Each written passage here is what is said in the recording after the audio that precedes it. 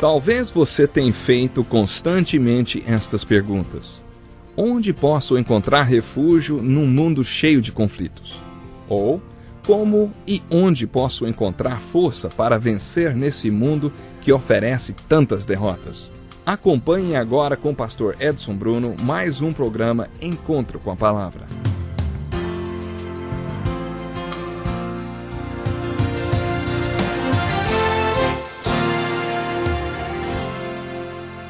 Seja muito bem-vindo a mais um programa Encontro com a Palavra. Esse é um programa exclusivamente para juntos estudarmos a Bíblia Sagrada. Nós já temos estudado a Bíblia toda. Agora estamos estudando algumas partes da Bíblia, versículo por versículo. Neste caso, estamos estudando juntos o Sermão do Monte. No último programa falamos sobre a passagem do Sermão do Monte relacionada à questão de dar. Tenham cuidado de não praticar suas obras de justiça diante dos outros para serem vistos por eles. Se fizerem isso, vocês não terão nenhuma recompensa do Pai Celestial. Portanto, quando você der esmola, não anuncie isso com trombetas, como fazem os hipócritas nas sinagogas e nas ruas, a fim de serem honrados pelos outros. Eu lhes garanto que eles já receberam sua plena recompensa.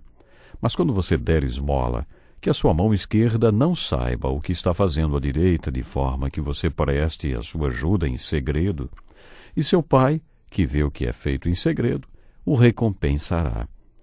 Estamos estudando o capítulo 6 de Mateus, no qual Jesus diferencia a justiça dos seus discípulos da justiça dos religiosos. Hoje é difícil imaginarmos isso, mas naquele tempo os líderes religiosos, os escribas e fariseus, tinham o costume de sair pelas esquinas ao meio-dia, quando as ruas estavam cheias, e soprar uma pequena trombeta que ficava pendurada sobre suas capas, e quando as pessoas se viravam para ver de onde vinha o som, eles se exibiam jogando uma moeda na vasilha de algum mendigo na rua. Jesus os chamou de hipócritas.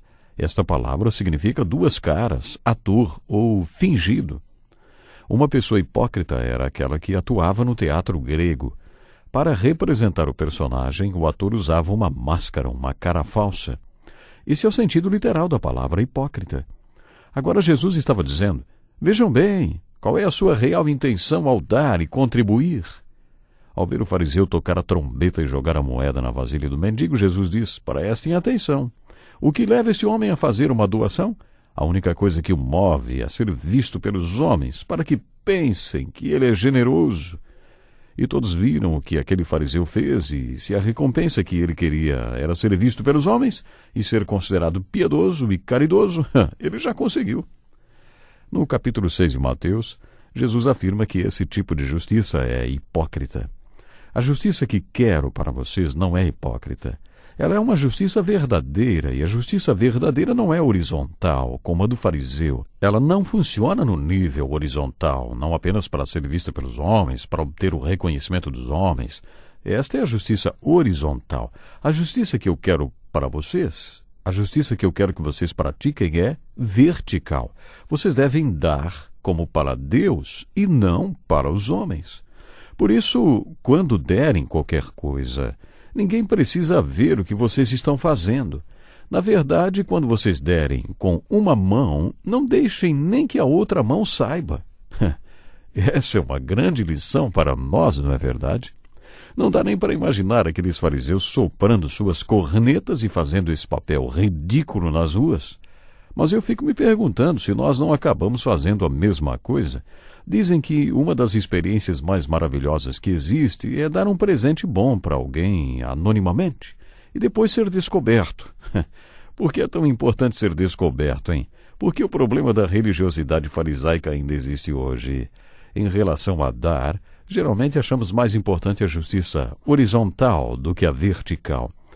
Como pastor, já observei que quando as pessoas contribuem, principalmente quando dão uma boa contribuição, elas não entregam um envelope, como todo mundo faz normalmente. Elas preferem entregar pessoalmente para o pastor para que ele tome conhecimento da contribuição. Sempre que isso acontecia na minha igreja, eu ficava um pouco chateado, porque via que a pessoa estava precisando aprender mais sobre dar, sobre a justiça horizontal e a justiça vertical. Devemos dar para Deus e não para os homens. Deparei-me com essa situação quando pastoreei uma igreja pela primeira vez. Comecei com aquela igreja quando ela ainda se reunia numa casa, e para o primeiro culto vieram apenas 20 pessoas. Minha esposa estava no hospital, gravemente enferma, com o nosso primeiro filhinho. Os médicos não sabiam dizer se ela se recuperaria ou não. Quando chegou o dia de eu pregar naquela igreja pela primeira vez, minha esposa me encorajou a ir, e eu fui. Durante todo o caminho do hospital até a igreja, o diabo me atacou com pensamentos de dúvida e medo, lembrando-me de como eu tinha sido um bobo, dando aquele passo de fé ao aceitar pastorear aquela igreja que parecia não ter condições de sustentar a mim e a minha esposa. Ao final do culto daquele dia, eu pedi ao tesoureiro da igreja que me mostrasse qual tinha sido a oferta daquele dia. Eu não pedi o dinheiro, apenas que ele escrevesse numa folha quanto tinha sido arrecadado. Quando ele me entregou aquela folha de papel com o valor da oferta, eu me surpreendi. A quantia era muito alta. Eu jamais me esquecerei disso. Eu olhei para aquele homem e disse: "Olha, eu acho que o senhor errou na soma, porque isso aqui é muito dinheiro." Ele sorriu e disse: "Não, pastor. Aquela senhora que costuma sentar no último banco da igreja deu quase todo o dinheiro que coletamos hoje." Eu estava ali, de pé na varanda daquela casa, quando aquela senhora saiu. E quando eu lhe dei a mão, disse: "Eu quero agradecer pela oferta que a senhora deu hoje." Ela pareceu contrariada com aquilo e me disse: "Eu não sei como o senhor ficou sabendo, mas eu não dei o dinheiro para o senhor. Eu dei o dinheiro para Deus, e isso não é da sua conta, viu, pastor?" Sabe, com isso aquela senhora deu meia volta e marchou para fora. Eu era um jovem pastor e tinha acabado de ser repreendido e edificado com aquela atitude. Eu aprendi algo. Quando as pessoas ofertam, é para Deus e não para os homens, nem para o pastor. O que elas dão deve ficar entre elas e Deus. Foi isso que Jesus quis ensinar, dizendo que não é nem para nossa mão esquerda saber o que a direita está dando. Quando damos, é para Deus o que fazemos. De acordo com as Escrituras, a disciplina espiritual mais importante é dar. Lembro-me que, quando comecei meu ministério naquela igreja, disse à minha mulher que jamais pregaria sobre dinheiro. Tomei essa decisão porque já tinha ouvido tantas histórias de famílias que queriam que o pai visitasse a igreja e, finalmente, no dia em que o pai resolvia ir à igreja, o sermão era todo sobre dinheiro.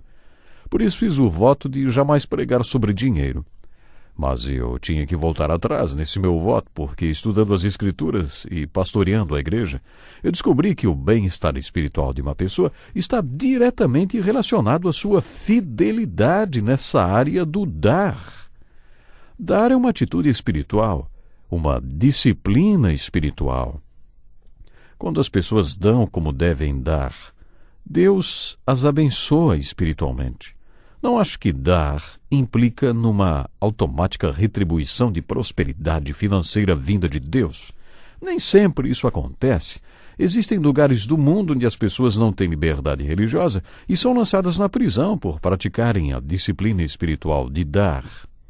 Sabe, não funciona assim. Nem sempre nos tornamos mais prósperos financeiramente porque praticamos o dar. Mas Deus abençoa espiritualmente aqueles que dão e tira daqueles que são infiéis na disciplina do dar riquezas verdadeiras e bênçãos espirituais. Deus tem riquezas verdadeiras para você, mas, de acordo com o ensino de Jesus no capítulo 16 do Evangelho de Lucas, existe o princípio da mordomia. A mordomia não envolve apenas dinheiro, mas também o seu tempo, energia, dons, talentos, tudo que tem a ver com a vida do homem. Nesse ensino, Jesus disse: "Quem é fiel no pouco, também é fiel no muito, e quem é desonesto no pouco, também é desonesto no muito." Se você é fiel na maneira como lida com as riquezas do mundo, Deus confiará a você as riquezas verdadeiras. Mas se você não for fiel nesta área, vai acabar falido espiritualmente. Esta é a essência do que Jesus ensinou em Lucas 16.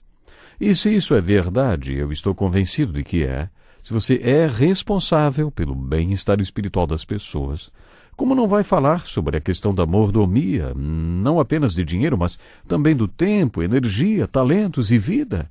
Na maioria das culturas, a maneira como lidamos com o dinheiro determina como usamos também o nosso tempo, energia e, claro, dinheiro. Por isso, esse assunto é importante na Bíblia.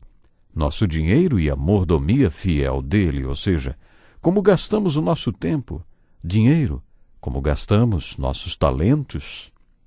Por isso, dar é uma disciplina espiritual ensinada na Bíblia. E é importante compreender que este dar deve ser uma atitude vertical e não horizontal. Devemos dar para o Senhor e não é da conta de ninguém o que damos ou quanto damos. Se temos a necessidade de contar o que damos ou deixamos de dar, é sinal que precisamos crescer na área da justiça vertical. Tenham o cuidado de não praticar suas obras de justiça diante dos outros para serem vistos por eles. O primeiro versículo de Mateus, capítulo 6, é uma afirmação geral, explicada e aplicada de diferentes maneiras na continuação do capítulo. O primeiro versículo é o tema desenvolvido no ensino de Jesus sobre as disciplinas espirituais de dar, orar e jejuar. Em todas as três disciplinas, a ênfase está sobre o fato de que elas devem ser verticais e não horizontais.